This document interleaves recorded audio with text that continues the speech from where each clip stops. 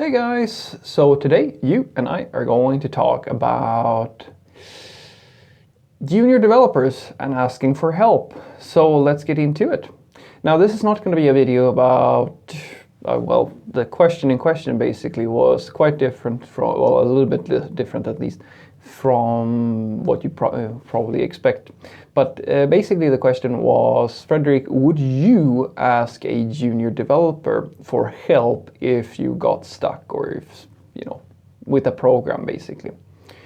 So this is a pretty good question, but it also has an undertone which I think I need to touch on immediately, because I think that the root of this question is basically, Frederick, are you arrogant enough that you consider yourself to be above asking a person of fewer years of experience than yourself?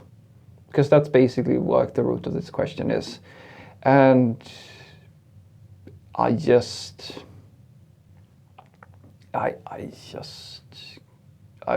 know what to say. It feels like it's like, I mean, I know logically that there must be people out there in the world who has, I mean, I really do know, like I know, know is a hard word, but I have never ever met anybody who was that arrogant, who was that pompous and that, I don't know what to call it, to have that strong of a sense of prestige where, I mean, it's just ludicrous. Of course, guys. Of course I would ask a junior for help if it meant the difference between me progressing or me getting stuck on a problem. And I mean, just as a junior should ask a senior should be able to ask a junior about help. I mean, just as a simple example, it doesn't have to do, like, I mean, we come back to this idea that some programmers seem to have, that everything that you do in software development just comes down to skill. Quite a lot of it comes down to skill, like when you're solving a problem and so forth. But there's also quite a lot of problems that are solved simply by, part skill, of course, but also experience. And when I mean experience, I don't mean the years that you have worked. It's just that you might just be that you have been exposed to a certain part of the code base. I can give you an example. So I have this is just my own observation. Whenever you work for an extended period of time on a project, if you have some type of deliverable, some story or something like that is fairly significant in the minds of the people working at that company, you become, and you deliver that, your name gets associated with the delivery of that story, then you become the domain expert within that specific area of the code. In other words, people will just mentally associate you. I've seen that 100 times. It doesn't matter if you're junior, senior, whoever. You get to be perceived as the person who has the most amount of knowledge of that thing within the code.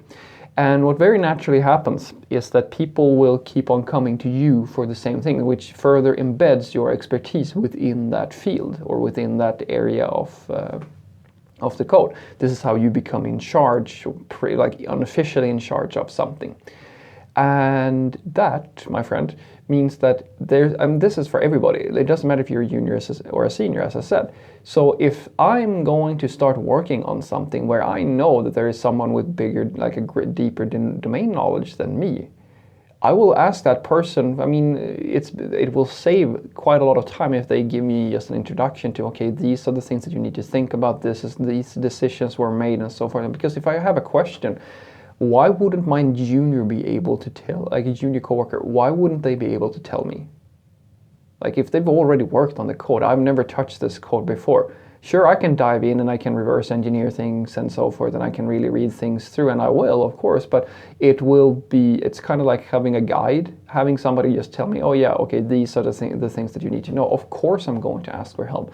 And then you have other considerations, such as, I mean, it might be the case that this junior that I'm talking to has knowledge about something that I don't. I can tell you for a fact that there's quite a lot of people who have been working for many years who hire junior front-end developer as an example. And the reason why they're hiring junior front-end developers is because they themselves have like very little exposure to React, Angular, Vue, these new frameworks and so forth. And they have little experience in terms of JavaScript and so forth.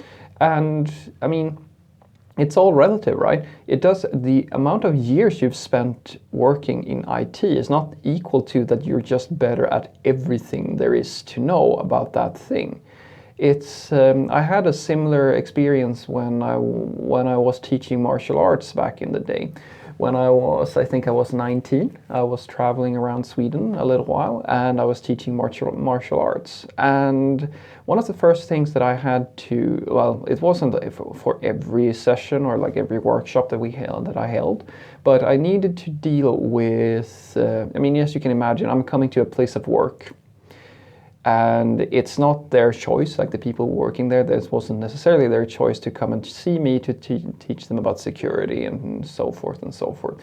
Their boss told them to come. And for some areas, some places, were these middle-aged men who kind of just looked at me as this little squirt who, you know, who is this guy? I mean, he doesn't even have chest hair, right? And basically that was my first challenge to whenever I wanted to start a workshop. Usually, I mean, I didn't have this problem with the women in the group, but the men pretty much every time. And I mean, they wanted to do these, I mean, it's kind of funny in a way and sad that full-grown men feel the need to assert their dominance, let's call it that. There was always someone who was a little bit funnier, a little bit trying to, if I was demonstrating something, they tried their best to make it hard for me to demonstrate things. And when I had the sensation that this sort of person was there, again, the attitude was basically that I'm too young and too inexperienced to teach them anything, right? And all I actually had to do was to put them in their place. A little bit, of course, like we needed to maintain respect for each other because the purpose isn't to make them feel bad. It's about asserting that I have a skill set that they do not. And it usually was as simple as that I needed to apply a little bit more pressure when we were doing the exercise, so it actually did hurt a little bit, or that I just put them in the ground, basically. And just the act of doing so created the sensation that, oh shit, okay, what happened now? And in that moment, I usually stop the group a little bit and I explain, we need to understand something, and that is that, I mean, we're all from different backgrounds. We all come from different points in life, and we are in different points in life, if you will. And some of us study some stuff and some of us study other stuff. I mean, we all have something to share with each other. And if today was about me learning about your profession, it was usually in the medical profession. If we were studying human anatomy or things of this nature, then I would be sitting here and ears open and like really try to listen to the experience that you people like you have. I mean, because it's a vast amount of experience. But today you're studying self-defense and fighting and stuff like that. That's something that I'm not the best guy in the world at it, but I know a few things about this, and that's the purpose of today. And that's something that I know a bit more about than you. And maybe, you know, if we can have an open dialogue, you will actually learn something. And that's exactly the sort of mentality that I keep, like that you should have, just in general. It doesn't matter if it's a junior, a senior, or whoever. If somebody knows something that you do not, asking for help is, I mean, the first thing is, of course, asking for help is okay, to feel that that's actually okay. And the second thing is to just actually accept that there are things that you don't know and that a junior might know, or a senior or whoever, and it doesn't really matter if it's a senior or a junior, because the only thing that is holding you back from asking the question is some type of misguided sense of prestige, that there's something to be embarrassed about, someone with less experience would know, right? It's kind of, in my world, the same sort of warped mentality that some people have, that women can't do certain things, when in reality, I mean, shit, if they're human, they can do it as well. Like, it's just a really weird mental blocker some people have.